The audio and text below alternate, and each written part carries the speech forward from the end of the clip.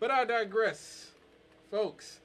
Now, we just talked about it taking a lot of money, about $2 billion, to fix the water system in Jackson, Mississippi. At least that's what their mayor said. Now, don't think that the irony is lost on me that as he said that, our government just decided they were going to give another $2 billion extra to Ukraine, bringing the total to, get this now, $70 billion. Yes. Money, money, money. Yes. $70 billion we have sent to Ukraine since March. $70 billion. To give you some context of how much $70 billion is, according to HUD, it would only take $20 billion to end homelessness in America. Let me say that again. According to HUD, it would cost $20 billion to end homelessness in America. Less than half of what is spent on weight loss and self-improvement. We could have ended homelessness 3 times in this country with just what we've sent to Ukraine in the past 5 months. We could have ended homelessness 3 times and had money left to spare.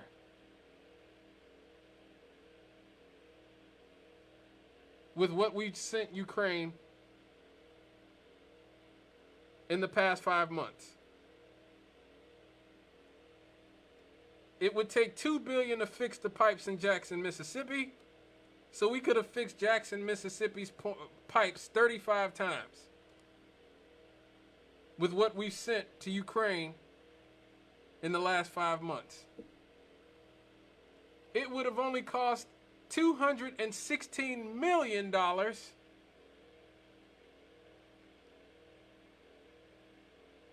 to fix Flint, Michigan's contaminated water system.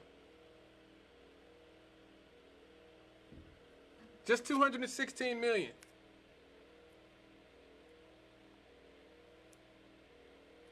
Let me do the math right here. How much that would take? How many times we could have fixed the Flint, Michigan water system with what we sent to Ukraine? So, let me say,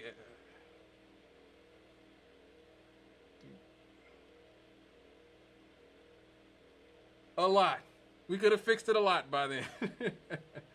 We could have fixed Flint's water system.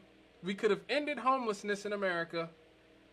We could fix the pipes in Jackson, Mississippi, and still have billions upon billions upon billions of dollars to do all kinds of things with what we've sent Ukraine in the past 5 months. Now, a lot of you be saying, well, it's worth it as long as we cripple Russia, right? We got to hurt Vladimir Putin. Vladimir Putin's such a bad guy. We got to hurt Vladimir Putin. We got to hurt Russia. We got to hurt Vladimir Putin. They're the biggest threat to us. So let's see how that's going. Oh, wait, Russia's ruble is the strongest currency in the world this year.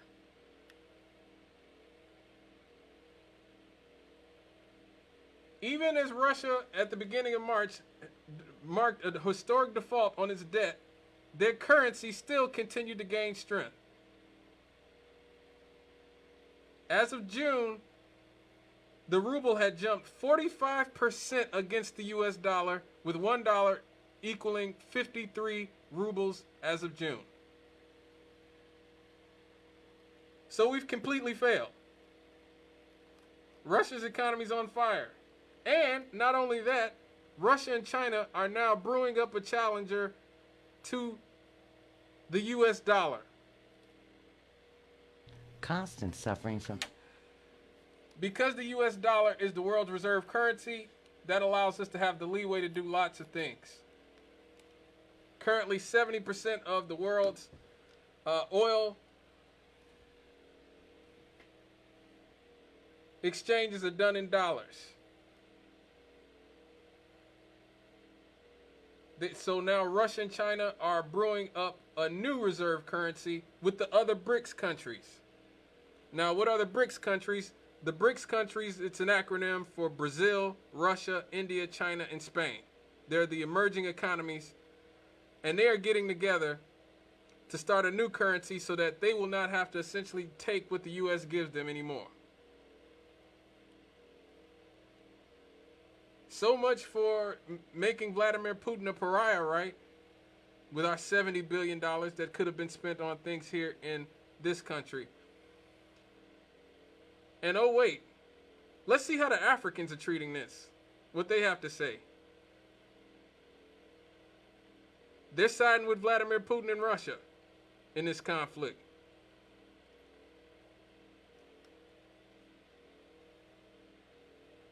So let's review here. Our children went without baby formula in this country and starved in this country while they were sending billions to Ukraine. We paid astronomical gas prices, almost $6 in some places here, while they were sending $70 billion to Ukraine. While at the same time, Russia is making bukus of dollars and their reserve currency is on fire.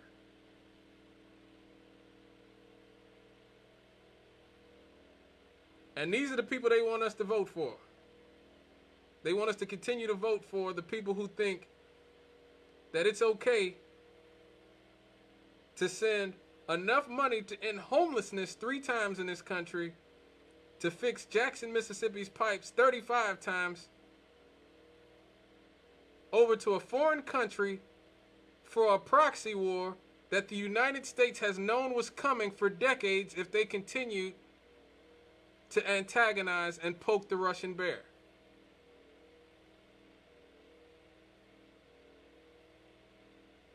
They knew what they were doing when they poked the Russian bear. Everybody knows what they're doing when they poke the Russian bear.